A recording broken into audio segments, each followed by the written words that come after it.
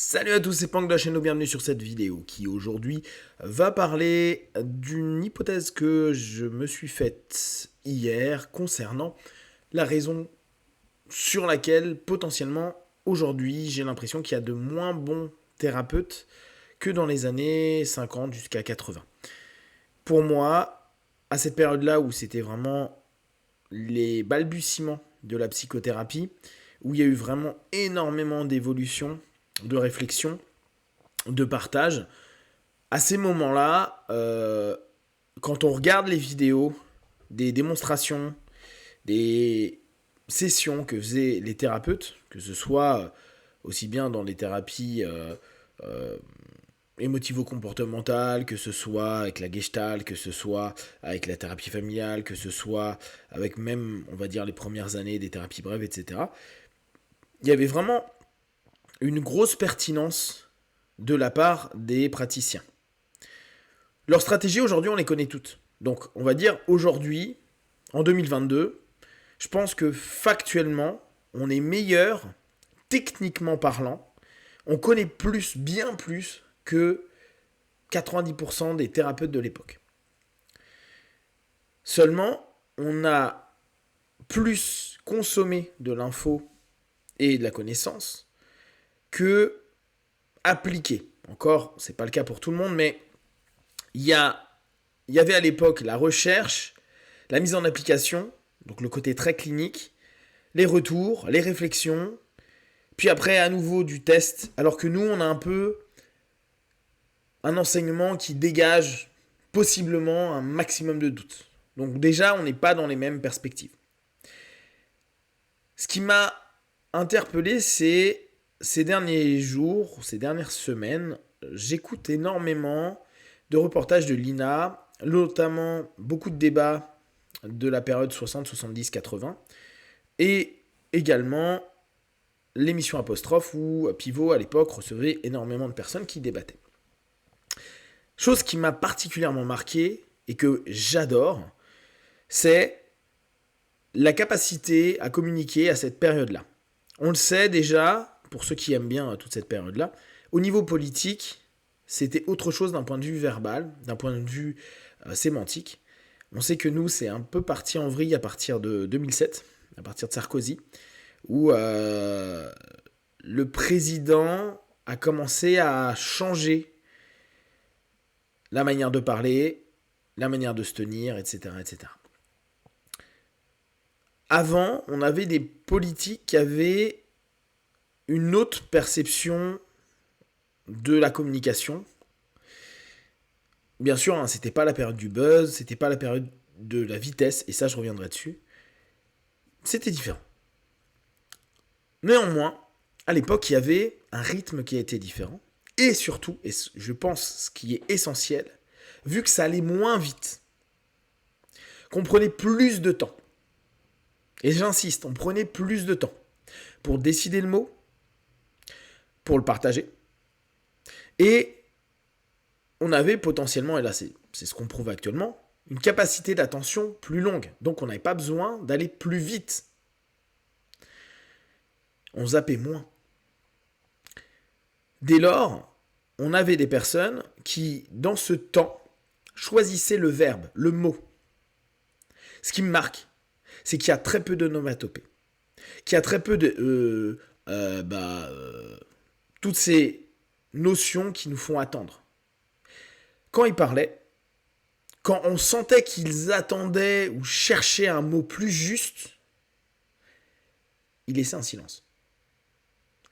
Ils laissaient un silence non pas stratégique comme on pourrait dire en thérapie d'attente, mais pour trouver ce qui verbalement était mieux. Donc il y avait vraiment une recherche du mot, du verbe, etc. On peut même reprendre Lacan avec toutes ces théories au travers du mot.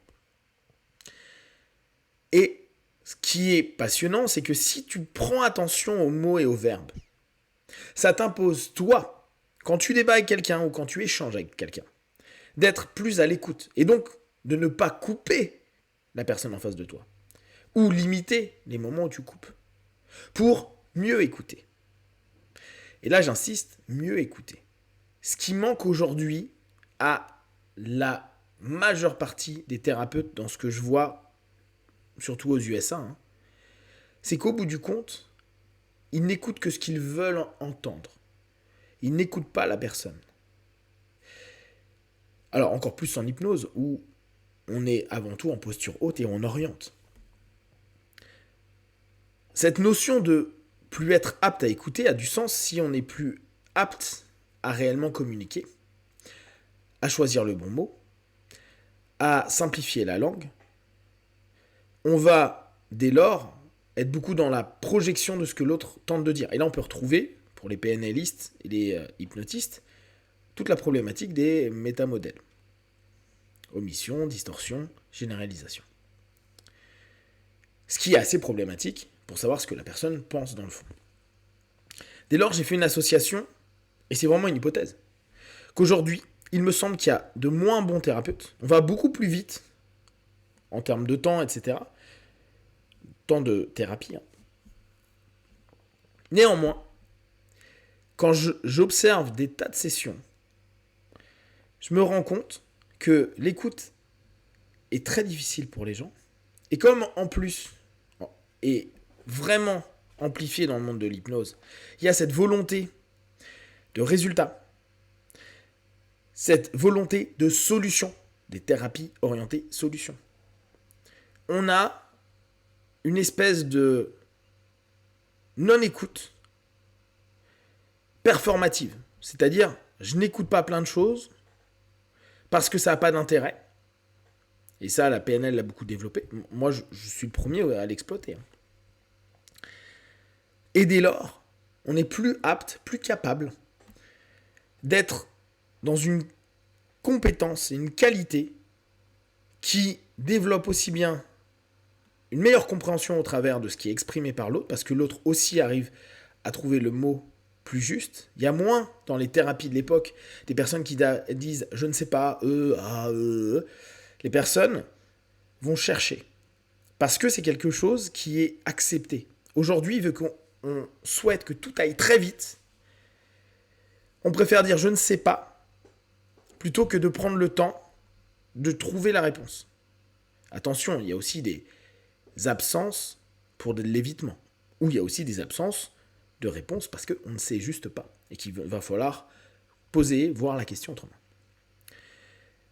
Le côté qui était proposé par les praticiens de l'époque, pour moi, se joue essentiellement sur leur valeur sémantique, principalement sur la capacité d'écoute et le temps qui est pris, à l'écoute. Même si la séance dure 40 minutes, la compétence d'entendre les choses, de les reformuler, de les présenter, peut-être de trouver un mot qui correspond encore mieux, et de voir la réaction, l'écoute, la réception de l'autre, tout en continuant à avancer sur la stratégie qui allait être mise en place dans les minutes à suivre suite à la réponse que le partenaire donnait. Est-ce que vous avez l'impression qu'aujourd'hui, vous devez aller vite, que vous devez montrer rapidement du résultat, que vous parlez vite, vous donnez rapidement des choses? Et je ne parle pas d'un point de vue technique, genre vous ralentissez la voix pour mieux vous faire comprendre. Non, je parle vraiment dans le questionnement, même dans le rythme qui est donné. Est-ce que aujourd'hui, le fait plus ou moins volontairement d'être vraiment des thérapies solutionnistes ou rapides entre guillemets n'est pas quelque chose qui devient contraignant et vous contraint à modifier peut-être votre capacité et d'écoute et de proposition et de débit de parole avec vos partenaires, et quelle est la qualité sémantique que vous attendez de vos partenaires et quelle est celle que vous utilisez vous. Si vous avez des questions, surtout des remarques, n'hésitez pas à partager sur Facebook, YouTube.